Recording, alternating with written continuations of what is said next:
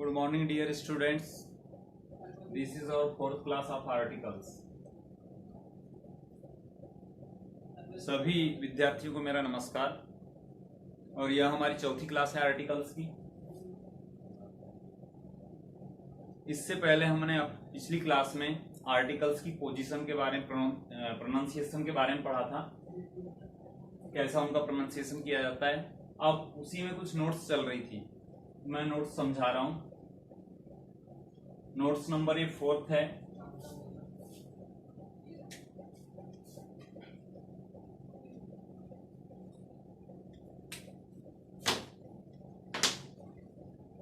when we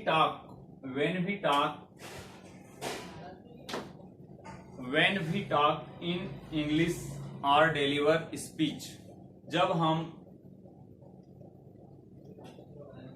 English में speech deliver करते हैं या बातें करते हैं, generally a is pronounced as a, तब सामान्यतः अ का उच्चारण अ के रूप में किया जाता है, ए का उच्चारण अ के रूप में किया जाता है। और एन इज प्रोनाउंस्ड अन, और एन का उच्चारण अन के रूप में किया जाता है। जनरली जब सामान्यतः हम जब स्पीच डिलीवर करते हैं तो अ और अन कहते हैं, परंतु उसके बाद यदि परंतु when we have to pronounce a or n independently या फ्री, यानी परंतु जब हमें क्या है, स्वतंत्र रूप से किसका उच्चारण करना होता है, ए और एन का उच्चारण स्वतंत्र रूप से करना होता है, या ए और एन के बाद we have to emphasize the word coming after a or n is pronounced as a or an respectively. और जब हम क्या करना चाहते हैं, आने वाले शब्द के पहले ए के बाद, ए या एन के बाद आने वाले शब्द, ए और एन जो आर्टिकल है उसके बाद आने वाले शब्द के बाद आने वाले शब्द पर प्रभाव डालना चाहते हैं या प्रभावित करना चाहते हैं, उसको प्रभाव देना चाहते हैं, तब हम ए और एन का प्रोनाउंस उच्चारण, ए का उच्चारण ए के रूप में करते हैं और एन का उच्चारण एन के रूप में क्रमशः करते हैं। यानी यदि वर्ड हमें उस वर्ड पर फोकस करना है, ज्यादा उसको एम्फेसिस, उस पर प्रभाव देना है, प्रभावित करते ही बोलना है, ये स्पोकन केस में होता है अधिकतर, तो तब हम इस चीज का यूज करते हैं।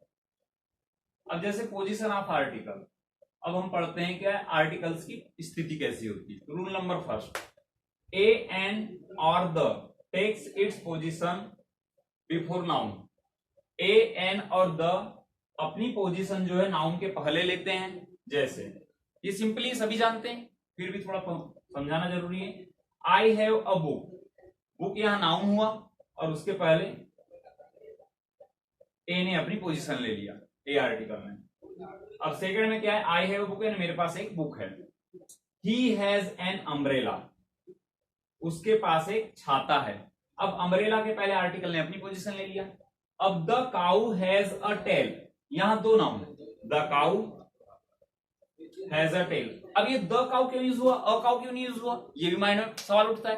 तो ये द का यूज तब किया जाता है जब किसी चीज को, किसी नाउन को पर्टिकुलराइज्ड किया जाता है, विशेषतः उसी का महत्व दिया जाता है, उस पर इंडिकेट किया जाता है। काऊ सामने रही होंगी, काऊ बिल्कुल सामने रही होंगी, उसने बोला होगा काऊ हैज अ टेल।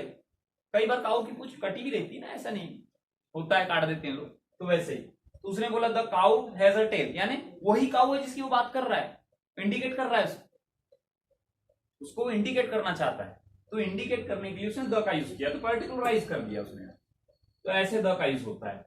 बाकी मैं ए और एन का यूज अभी और बताऊंगा, पढ़ा रहा हूं। तो क्या है, the cow has a tail, यानी गाय की एक पूंछ है। Rule number second, if an adjective is used before a noun, यदि एक एडजेक्टिव नाउन के पहले यूज होता है, ए एन और the takes its position before adjective plus noun, तब क्या होता है कि ए एन और द जो है अपनी पोजीशन कैसे लेते हैं, इस टाइप से लेते हैं, एडजेक्टिव प्लस नाउन, यानी नाउन के पहले एडजेक्टिव आता है। अब इसका क्या होता है, he is an intelligent boy, ऐसे इसकी एक होता है। इंटेलिजेंट वहां क्या हो, एडजेक्टिव हो गया। मैं इसके बाद अभी लिखता हूं एग्जाम्पल, ही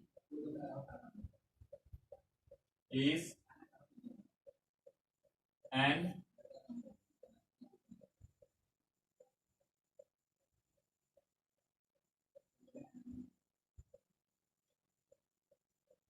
इंटेलिजेंट बॉय। अब यहां क्या हुआ, एन यहां आर्टिकल हुआ, इंटेलिजेंट यहां एडजेक्टिव हुआ, और बॉय यहां नाउन हुआ। बस यही है इसमें, आगे और मैं इसके कुछ एग्जांपल्स बताऊंगा।